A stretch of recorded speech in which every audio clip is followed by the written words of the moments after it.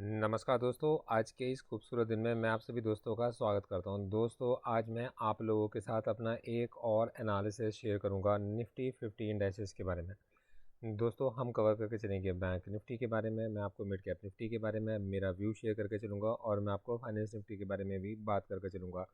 देखो दोस्तों, जब भी कभी मैं आपसे एक स्टॉक मार्केट के बारे में बात करता हूँ तो मैं आपको हमेशा प्रीवियस डेटा के साथ कनेक्ट करके चलता हूँ, क्योंकि मार्केट के अंदर आज कुछ अचानक से नहीं चल रहा होता है।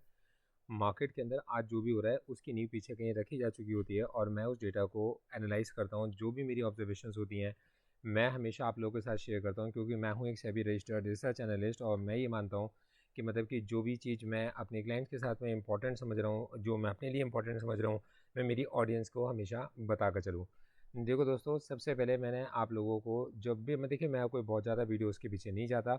मैं बहुत ही लिमिटेड चीज़ों के ऊपर काम करता हूँ और जब कभी मुझे ऐसा लगता है कि कुछ बताना आपके लिए ज़रूरी है, समझना आपके लिए ज़रूरी है, तभी मैं आपको बताता हूँ। देखो दोस्तों, आज से 9 दिन पहले मैंने आप लोगों को जब 25,000 के पास मार्केट था तभी मैंने आपको बताया था कि मार्केट इज़ हेडिंग टुवर्ड्स 24,331। 9 दिन पहले की बात है कि मार्केट इज़ हेडिंग टुवर्ड्स 24,331। उसके बाद मैंने इसका फॉलोअप एनालिसिस आपको दिया और वहाँ पर मैंने आप लोगों के साथ 18 अक्टूबर को मैंने ये आपको बताया कि निफ्टी में हैड टुवर्ड्स 24,331। मतलब कि उस डेटा को, मतलब अपने उस व्यू को मैंने कंफर्म भी किया कि मेरे को मार्केट 24,331 के पास जाता दिखाई देता है, जिसमें सबसे पहले हम लोगों ने आप लोगों के साथ अपना एक नेगेटिव व्यू शेयर किया कि ऐसे मार्केट अपनी पोजीशन बदल सकता है, क्योंकि हम मार्केट के अंदर हैंड्स चेंज हुए।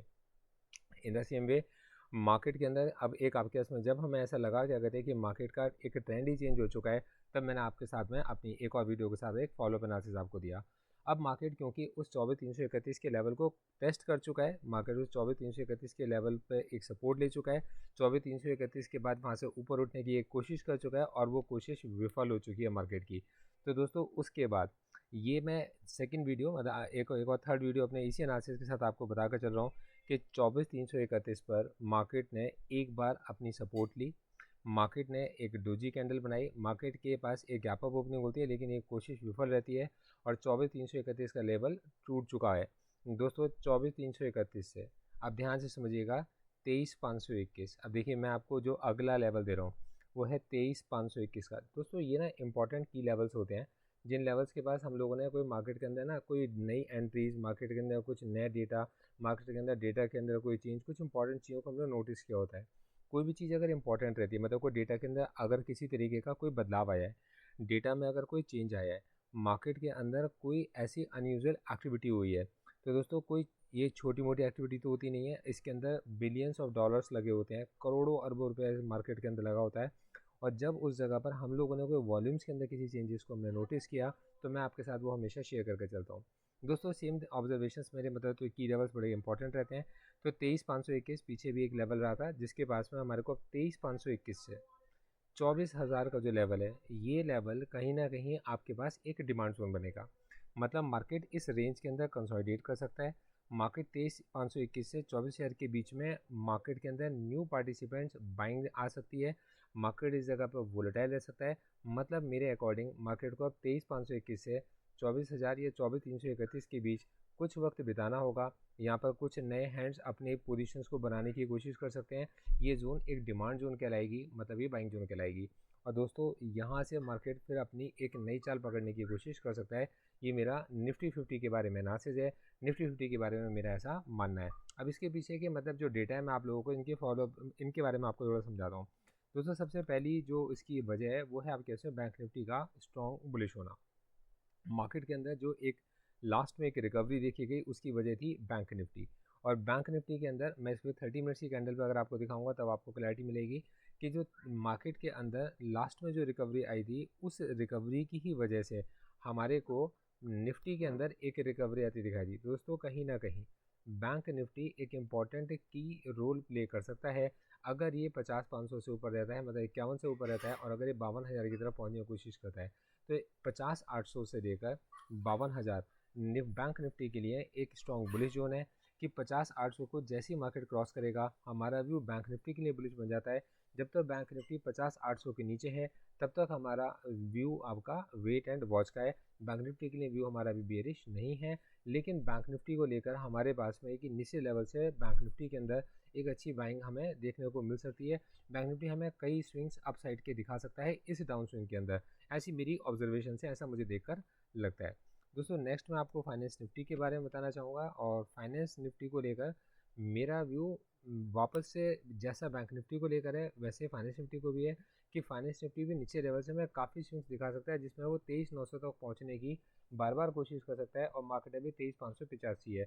जब तक मार्केट आपका 23,700 के नीचे है दोस्तों, ये वो लेवल है 23,700 का, यहाँ पे मैं लाइन मार्क कर देता हूँ 23,691, ठीक है, ऑल टाइम से। तो 23,691 मार्केट का वो लेवल है। जब तक फाइनेंस निफ्टी 23,691 के नीचे है, तब तक मार्केट के लिए, फाइनेंस निफ्टी के लिए हमारा व्यू बेरिश बनता है। 23,691 के बाद हमारा व्यू टूवर्ड्स 23,900 एक बुलिश मूव की एक्सपेक्टेशंस हमारे को फाइनेंस निफ्टी की रखती है। फाइनेंस निफ्टी के अंदर ऑलरेडी शॉर्ट की जो पोजीशन थी वो धीरे धीरे करके लास्ट डे पर एक बड़ी क्रिएट हुई है, और यहाँ से मेरे को ये एक्सपेक्टेशन है कि मार्केट ने अगर एक रिवर्सल लिया तो एक बड़ा मूव में फाइनेंस निफ्टी ही दिखा सकता है। दोस्तों सेम चीज़ मिड कैप निफ्टी के बारे में।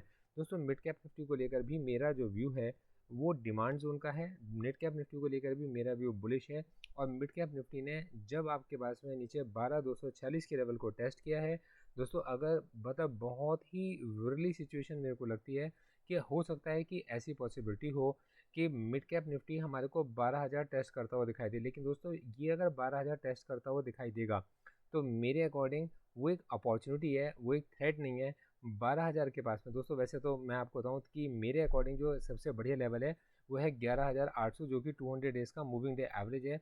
11,800 से 12,000 एक स्ट्रॉन्ग डिमांड जोन बनेगी मिड कैप निफ्टी के लिए, ऐसा मुझे लगता है। और यहाँ पर वापस से मिड कैप निफ्टी के अंदर बाइंग आ सकती है। तो मिड कैप निफ्टी में शॉर्ट करने के लिए बहुत कम अपॉर्चुनिटीज़ हैं, लेकिन मिड कैप निफ्टी में लॉन्ग करने के लिए बहुत सारी अपॉर्चुनिटीज़ मेरे को मिड कैप निफ्टी में अभी दिखाई देती हैं। तो दोस्तों ये भी एक बिल्कुल की लेवल्स पर, बिल्कुल एक एक ऐसी जगह पर जिस जगह पर मुझे ऐसा लगता है कि मार्केट का डेटा आपको रीड करना चाहिए, और मार्केट के डेटा रीड करना आपके लिए बहुत ज़्यादा ज़रूरी है। मैं वापस से आप लोगों के साथ में ये वीडियो बनाकर आप लोगों को शेयर कर रहा हूँ, इस उम्मीद के साथ कि आपकी वीडियो किसी ना किसी तरीके से आपको हेल्प करेगी, आपको गाइड करेगी, और यहाँ पर आप एक इसे खुले दिमाग से एक एजुकेशनल कंटेंट समझते हुए इस वीडियो को ज़रूर लाइक करके जाएंगे।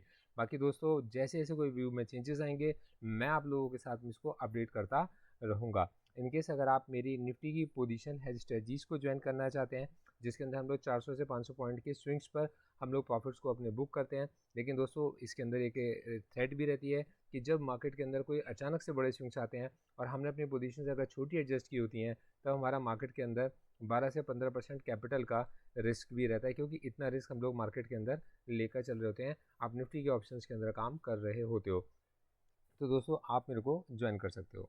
दोस्तों इसके अलावा मेरे जो स्मॉल केसेस हैं उन्हें भी आप चाहो तो देख सकते हो। Investment in securities market are subject to market risk. Read all the related documents for investing. Securities quoted are for illustration only and are not recommendatory. Registration granted by SEBI, membership of BASL in case of investment advisors, and certification from NISM in no way guarantee performance of the intermediary or provide any assurance of returns to investors. All disclaimers can be read on gauravsir.in. आप सभी disclaimers को gauravsir.in website पर read कर सकते हैं। Thank you so much. आगे बढ़ते हैं। Thank you so much, all the best.